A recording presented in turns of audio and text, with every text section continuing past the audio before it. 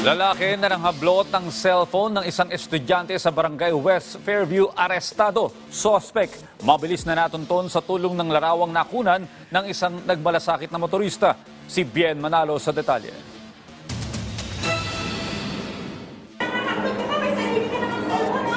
Galit na kinumpronta ng isang babae ang lalaking nanghablot ng cellphone ng kanyang anak nang magkaharap sila sa Fairview Police Station kagabi. Kwento ng ina ng 16 anyos na grade 10 student, naglalakad ang kanyang anak na babae noong Lunes ng hapon kasama ang kaibigan sa bahagi ng Barangay West Fairview. Inilabas lang daw saglit ng kanyang anak ang cellphone para i-chat siya na pauwi na sila nang mangyari ang krimen. May isang motor na tumabi sa kanila. Ngayon, bigla na lang hinalbot yung cellphone ng anak ko. May motorista na nagbagandang loob.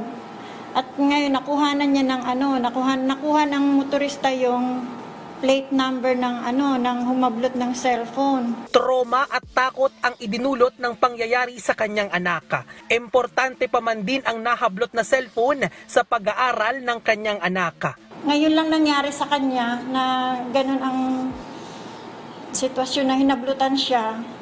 Kaya ako naman, na-alarma din ako kasi siyempre, ang trauma ng bata, dala-dala niya. Agad naman silang nakapag-report sa pulisya, dala-dala ang mga larawang ito na nakuhanan ng nagmalasakit na motorista. Ito ang naging susi para agad na matunton ang sospek. Nag-request tayo sa LTO para malaman natin kung sino ang registered owner nito. And then, after several hours, lumabas yung result and we conducted operations dito sa follow-up operations. Sa follow-up operation ng pulisya sa Barangay Santa Lucia, naaresto kagabi ang sospek na si Michael De Grasa.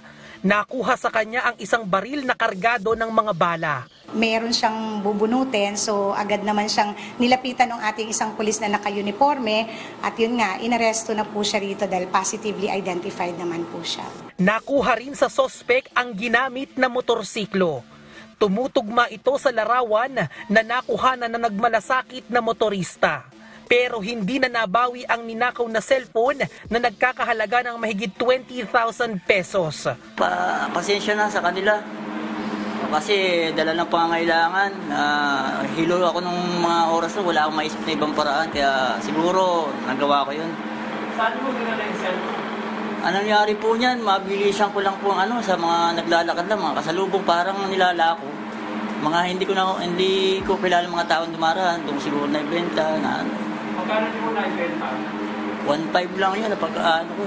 Itinanggi naman ng sospek na may nakuhang baril sa kanya. Kung meron pang iba na nabiktima itong ating arrested suspect, maaaring makipag-ugnayan po rito sa Fairview Police Station upang magsampa po tayo ng kaukulang reklamo sa kanya.